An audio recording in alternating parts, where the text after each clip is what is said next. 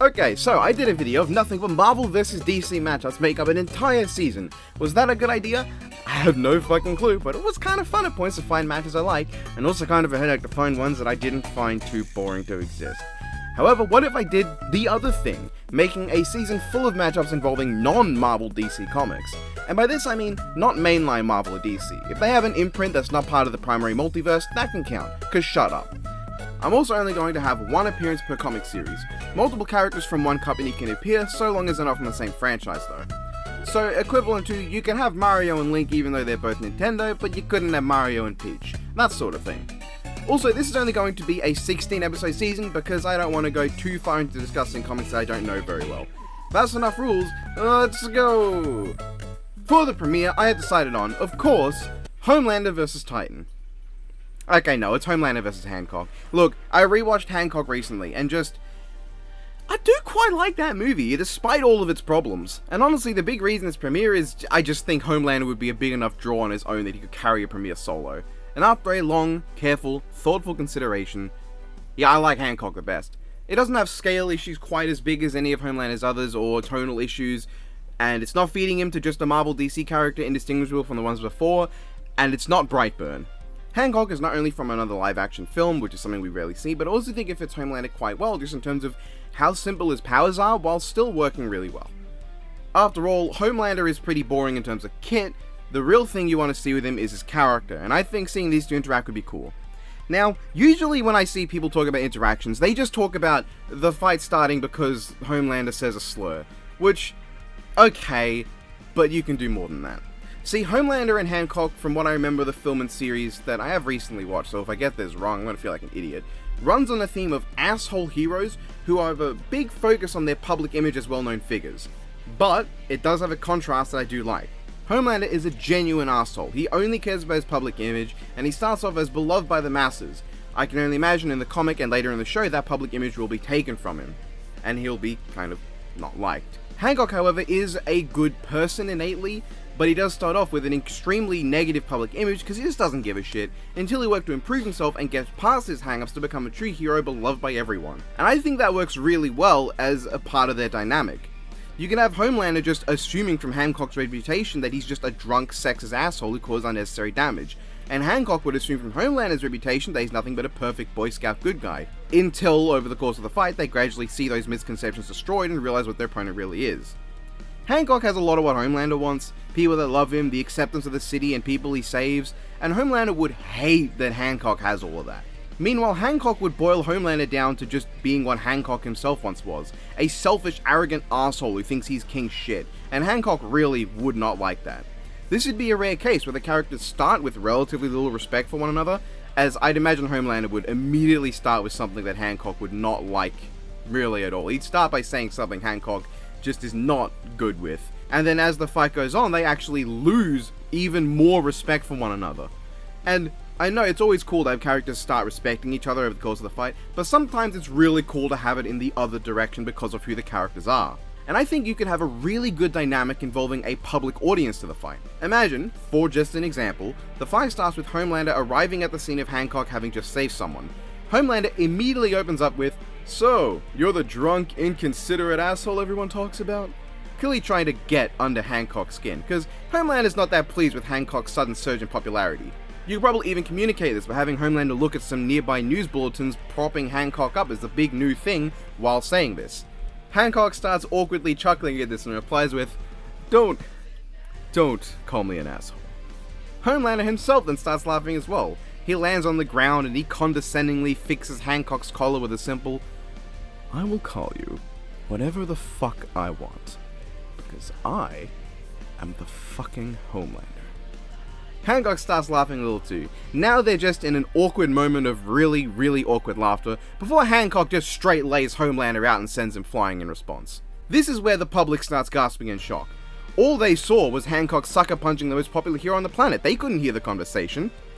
The fight goes on with the two having a fairly simple aerial brawl, with some elements on the ground as the crowd cheers Homelander on. However, as the fight progresses and Homelander starts getting frustrated, he causes maybe a little too much collateral damage trying to take Hancock out. Hancock starts taking some time out to save the people around him, maybe having a moment where even he catches a falling car and he puts it down. He gives a thumbs up to the driver and awkwardly says, "Good job," as he's known to do, but before he can even finish, Homelander blindsides him and sends him flying with a punch. Homelander then tries to take the spotlight by turning to all the people in the area and saying, "Don't worry everyone, the Homelander is here to protect you," only for Hancock to then come flying in, spearing Homelander into the ground or something before Homelander can even finish his own sentence.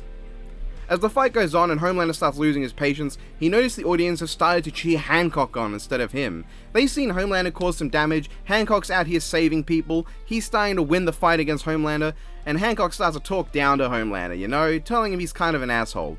This time Homelander's the one who frustratingly growls, "Don't call me an asshole." In response, Hancock just gives him a sort of "really" look, just like, bruh. We could then get a shot of Homelander holding his head on the ground, the audio of the fight being filled up by the endless roaring of people cheering Hancock on, now that Hancock has made himself look good.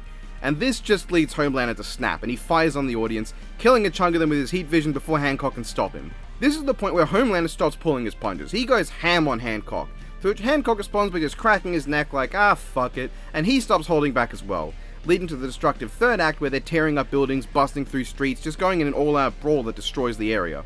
I don't know, the more I think about the matchup, the more I find myself just really liking it. I went into this thinking it's just the best of Homelander's options, it's not that great though, to genuinely thinking, you know what, I actually really want this. If done right, you can really work in the theme of asshole superheroes with a primary focus on their public image into the animation and progression of the battle. So yeah, I do like this matchup a lot now. Episode 2! Judge Dredd vs Punisher is alright, sure, and Robocop vs anyone other than the Terminator is weird to some people, I know, but this is a no Marvel DC zone today, and this is my preferred for Dredd anyway.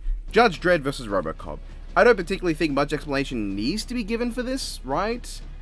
They're both police officers set in what at the time was the crime-ridden futures that act as judge, jury, and executioner on their own, waving around a big fuck-off gun to do their duty. And both of their initial media are also seen as, for their times, really good satires of what could be the future, and they're often praised as such. You can probably find some more parallels if you dig through Dredd's long-ass history, like the two having a strong friendship with a female officer of the law that helps them with a lot of their problems, but you just end up with a lot of fluff at that point. The main theme is just protagonist law officers that will freely kill people for the sake of upholding justice in a satirical take on a futuristic, crime-ridden city.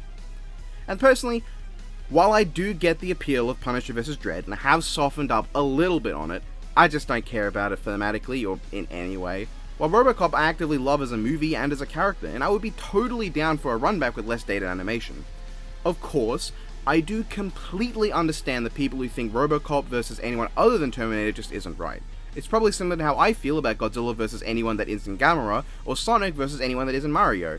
So I do completely understand, it just doesn't bother me as much as the aforementioned examples do. But that's just me, of course. I could probably discuss animation, but if we're being frank, there's only so much to talk about with a guy like Dredd. Not that he doesn't have a lot of variety with his lawgiver, just that it's gonna be a gunfight, mate. And of course Robocop plays off that well. He's also a gun person. You could probably do some cool stuff with the lawgiver bouncing off Robocop's various guns, maybe even having them read out each other's crimes to one another as the fight goes on. That sounds like a cool dynamic.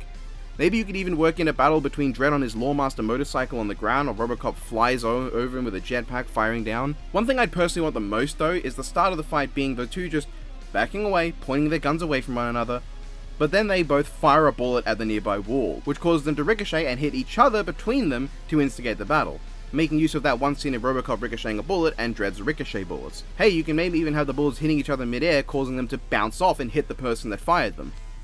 That'd be an interesting way to start. I won't talk too much about it though. I would think it'd work in Blender similarly to how I think Chief vs Doomslayer would work, because I'd love to see how they'd handle a gunfight. It'd be cool. Episode 3. This one I promised to talk about before, but this is not quite the video for it. I really want to do the video in which I talk about it, but I haven't had the time to work on a project that size. It's Splinter vs Shifu. Yeah, remember Splinter debuted in a fucking comic, but I want to talk about this matchup at another time, and any of my friends who already like this matchup do not need me to convince them it's good. Episode 4. So this one is literally just out fucking blatant necessity, because I couldn't think of anything else. Scrooge McDuck vs Mr. Krabs. I don't actually give much of a toss about this one, but yeah, Scrooge did debut in a comic. He debuted in Christmas on Bear Mountain in 1947, and he's a comic book character. I don't know, they're animal people who like money. I'd be fine with it happening, because SpongeBob on DB would be very ironic for me. Not ironic for me. I would get ironic enjoyment. I don't know why it'd be ironic for me. It'd be ironic for Biff, I guess. Episode 5. Let's start with a random tangent. One of the matchups I'm very not fond of is Simba vs. Leo, or Kimber as he's known in the West. Because I guarantee that a lot of the wait time leading up to it would be full of people just perpetuating the Simba ripped off Kimber rhetoric, and I don't like that. And if it's not that, it's just going to be people reposting that one YMS video over and over and over again. And I love that video, but fucking hell, I do not need it to be reposted as much as I know it will be.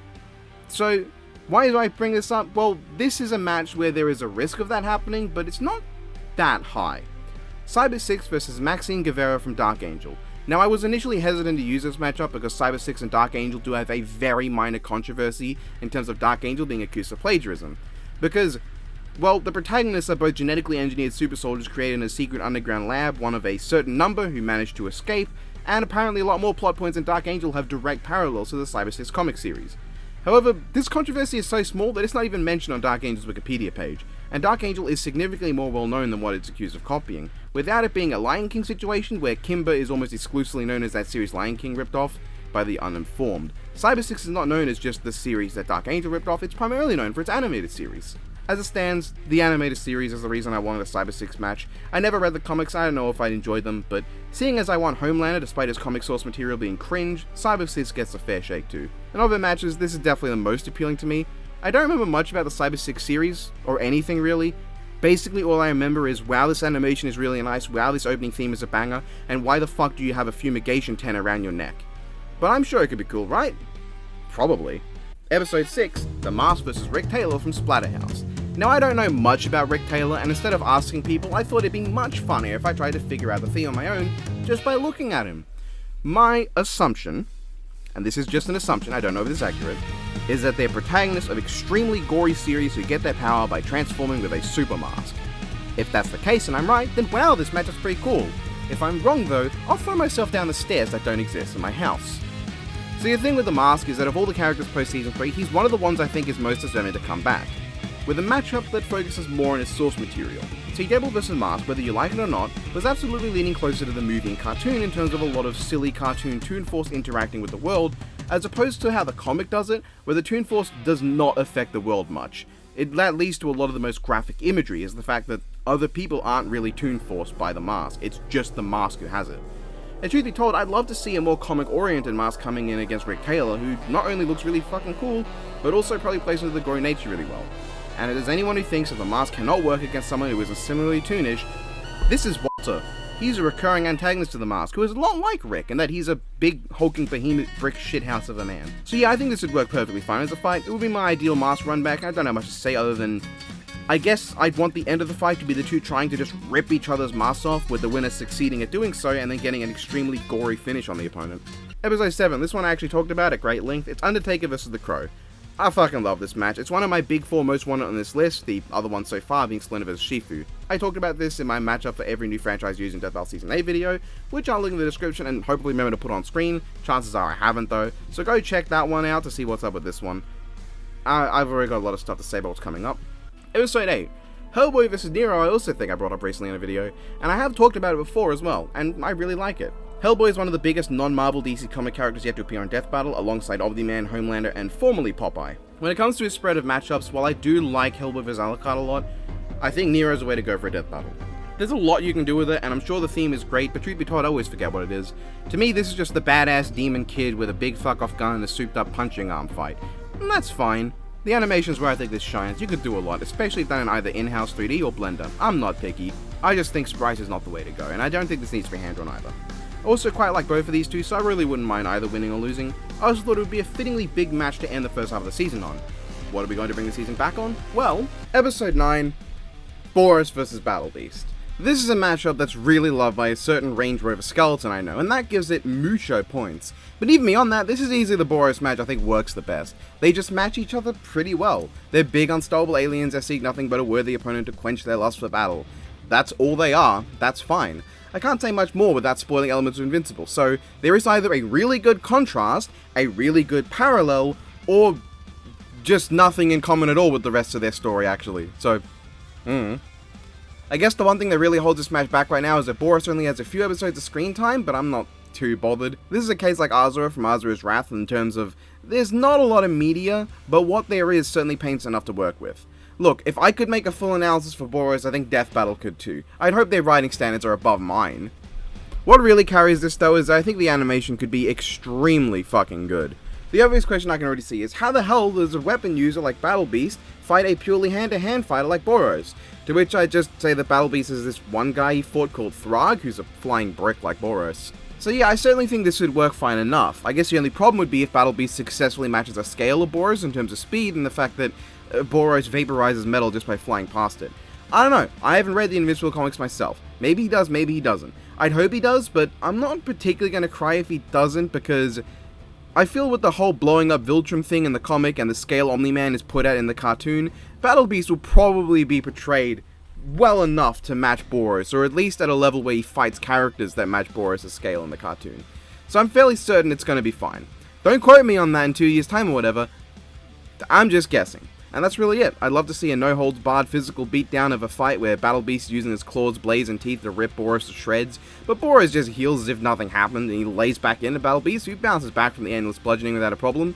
Eventually, you come to a point where Boros uses Meteoric Burst, and the two start going mad with joy as they have the greatest battle of their lives. I personally would also think it'd be great if Boros in Meteoric Burst would immediately fly straight past Battle Beast, and in the process he vaporizes whatever weapons Battle Beast is holding, which just makes Battle Beast start grinning with excitement as he realizes how strong his new foe has just become. And you could follow that up with Boros turning around, and also being visibly excited because Battle Beast was just unharmed by Meteoric Burst flying past him, unlike the surrounding area that just got annihilated, and the two can then charge at each other, lost in how much they're enjoying the battle. Ended with a brutal brawl where they stop trying to go for anything fancy, they just slug it out. Ending, of course, with a collapsing star roaring cannon. You could have Battle Beast avoid the initial blast and use a chunk of the blowing up planet to be propelled towards Boros as well. Yeah, who knows. Either way, make sure the ending is the loser thanking the winner for such a good fight and the winner reciprocates somehow. I like this matchup. Episode 10. I like this one a lot too. It's Axe Cop versus Inferno Cop. Look, I fucking love it, man. The theme is as simple as two extremely over-the-top and cartoonish police officers who deal with all their problems in the most absurdly over-the-top and unnecessary ways, as well as having roulette wheels for moral compasses. It's kinda like Dredd vs Robocop, but much stupider. Personally, the potential for wacky bullshit in this matchup is just too good, and I think Brandon Yates' track for it perfectly captures the vibe I'd want. Something that's just fucking stupid. Obviously, this would be a match I'd want in hand-drawn animation, and let's talk about that animation. The big problem I know people would say is that having Inferno Cop in anything but his traditional animation style would be wrong. I understand that. Here's how I'd get around it. You'd start with Inferno Cop animated in his normal style, with Axe Cop animated in traditional animation. As the fight starts, we get a brief sequence of Inferno Cop just getting bodied because he's stuck in that one pose. Preferably, you'd have a point where Inferno Cop actually breaks the fourth wall and laments the fact that he can't move his limbs. And then you just get to a point where Axe Cop punches Inferno Cop so hard, it causes Inferno Cop to be changed into traditional animation. Like, he just punches him into a different animation style. And at that point, you can have Inferno Cop scream about how crazy it is that he can move his arms now, then throwing an actual punch that knocks Axe Cop over. Something that even Inferno Cop is amazed by. And Inferno Cop being in different poses is not too out of the normal, because this is officially an image of Inferno Cop not in his normal pose. And I don't think it'd be too weird for Inferno Cop to be in proper animation if done like that, as it plays into the tone of both shows. From there on, you can go crazy with an over-the-top cartoonish battle with a ton of weird moments. I'd say one moment I really love is Axe Cop calling Inferno Cop old, and Inferno Cop's response being, "Hey, I'm only 21! Then Axe Cop screams the word old at him, causing him to age 100 years. But Inferno Cop physically doesn't change at all, but he still screams, "How dare you! Now I'm 121!" and shoots Axe Cop in the face over it. Of course, you'd also have to have Axe Cop go into his flaming form just because he's too close to Inferno Cop. Oh, there's just so much cool shit you could do. I really fucking love it. I love the banter, I love the comedy, I love the action. Everything just works really well. Sadly, the matchup isn't too debatable, but hey, both are so fast they can do completely unreasonable shit like breaking space and time by driving in car form and performing multiple sets of infinite actions in finite time. How do those two things work? Who knows? Fuck it. I love this matchup. I'd be ecstatic if it happened. It's one of the big foremost one on this list, as well as a rare webcomic matchup that's moderately popular. And it would also be the one matchup for Inferno Cop I think would actually work, and even benefit from his limited animation by working it into the fight and having it dealt with in a fun way that works with the characters. Yeah. Episode 11. Sabrina Spellman vs. Alex Russo. What the fuck is this? What? They're both magical girls in teen sitcoms who have a magical family lineage and keep it a secret. Selena fucking Gomez on Death Battle is an Archie comic that isn't Sonic? It's an Archie comic that isn't Sonic? Yeah, okay, I'll take that. Episode 12. Archie vs. Eggsy. What the fuck is this? What? They're both quirky spy guys who just vibe really well together, and it involves Kingsman, which originated as a comic. Fuck, I love the Kingsman film, singular, and Eggsy's great. Archer's also one of those shows I've always had on my watch list that I want to sit down one day and watch. From what I know, he does work pretty well, so fuck it. Episode 13. Spawn is awesome, and he has a lot of matchups, and while I think they're mostly pretty great, I'm going to take this time to talk about one of his more obscure ones, Spawn versus the Saint of Killers from Preacher. Now look, I'm not going to say it's better, or even that I entirely like it more than Spawn versus Ghost Rider, Demi-Fiend, Jackie Estacado, or so on. I just feel like bringing up a more obscure matchup for Spawn that nobody else will ever talk about. The theme here is exactly what you'd expect from a Spawn matchup. They're military soldiers who fought for their country, with their actions leading them being sent to hell after their death, where they made a deal with the devil and got turned into a warrior for hell that would complete the task given to them, until they turned against heaven and hell and tore them apart. Saint of Killers did that basically immediately, but ignore that. This is the only Spawn matchup where I'm aware of gunfight potential though, as Spawn and the Saint both primarily like to fight with their guns, which does give it that. Along with that, the Saint does have his own host of supernatural powers. He can kill people with a stare, his bullets never miss and will always be lethal, which means I could buy them doing serious damage to Spawn, whose undead nature means I could also buy him surviving those bullets too, because that is one of their limitations. Saint of Killers is immune to flames, he can breathe with the heat of hell, allowing him to supercharge weapons, which is giving him the ability to make a knife so hot it can blow up a tank and make his gun powerful enough to put a hole straight through the entirety of Earth, and just generally he's really fucking hard to put down. I'd imagine the fight starts because Spawn intends to stop the Saint's endless trail of bloodshed and death across Earth permanently maybe. I love to see Spawn firing all of his guns at the Saint, who gets up and just says his not enough gun line, and Spawn can only say, what the fuck is this guy? Just have the battle portray how unstoppable the Saint is. Have him walk through a lot of Spawn's attacks, while Spawn is portrayed as similarly impossible to put down, but because he just regenerates from everything the Saint can throw at him, be it the Saint's guns or his sword. I'd say what I would want the most is for Spawn to drag the Saint to hell, and then like in the Preacher comic, the Saint's hatred causes hell to freeze over around Spawn, with Spawn's hellfire continuing to burn in defiance of the Saint's cold hatred. You could have dialogue like Spawn calls him a cold son of a bitch, the Saint references that line of him killing his way across half of creation, you can have their final battle in that frozen hell where Spawn's flames just burn the whole time. It sounds cool to me. It's one of my personal favorites of Spawn's. Still, it's not necessarily better, I just wanted to talk about it. Episode 14. Talked about this one in the same video as Takeover's Crow. It's Pete versus Bluto. Bluto counts, and no, Pete is not reusing a non-Marvel DC comic, as unlike Scrooge, he did not debut in a comic. I like this matchup, Bluto's cool. Episode 15, the penultimate episode, is our big live-action one, and I do think when it comes to live-action episodes that don't need the Marvel vs. DC pull to make up for the cost, Rorschach vs. V is one of the big ones. Sure, technically both Watchmen and V for Vendetta are DC imprints, and Watchmen did cross over with the main DC universe, but Doomsday Clock was a mistake and I don't count it. I want to include this anyway, even if it breaks my rules a bit, because I genuinely do think it's cool. They're both masked vigilantes who aren't necessarily good guys written by Alan Moore, and I know there's more to it, but fucking hell, I can't remember. I think they're both anarchists or terrorists or something. I don't know, part of me just really wants to see this in live action. And you don't need to worry about getting actors whose faces necessarily match the characters, or at least not much for Rorschach screen time, because you could just have his face shown at one point very briefly, and the rest of it you don't need to worry about it. So you can go with actors who are just really good at stunts and choreography to make a really tight fight between the two in a dark area. Preferably not too dark, you do want to see what the fuck's going on, but dark enough to match the aesthetic and get some cool stealth action in. And I do think this would probably pull in a lot of views. V for Vendetta is a decently popular movie, and the Guy Fawkes mask, even if not for necessarily good reasons, is extremely recognizable, and Watchmen's insane popularity speaks for itself. So yeah, now you can move on to my finale. Episode 16, and I do say my finale because this is just me indulging myself for a second. Here it is, one of my absolute most wanteds that I can't believe I forgot about for so long because the topic didn't come up, but now it's here. Eddie the Head versus Evil Ernie from Chaos Comics. I got 2 hand animations in one season list. Cope, motherfucker. 3 if Pete versus Bluto you want to count. I don't know what you do for that one in this season lineup. This match is one that just works for me. Eddie the Head is the mascot of Iron Maiden, and to my knowledge, the only heavy metal mascot that has so much material, he actually works for verses. With his own comic run, mobile game, and PC game, while Ernie is one of the most well-known characters from Chaos Comics, the only other really well-known one being Lady Death. I can't tell you why, but the Chaos Comics series does have a certain place in my heart, even though I haven't gone out of my way to fully read any of the runs, really, just I've read a couple of the comics.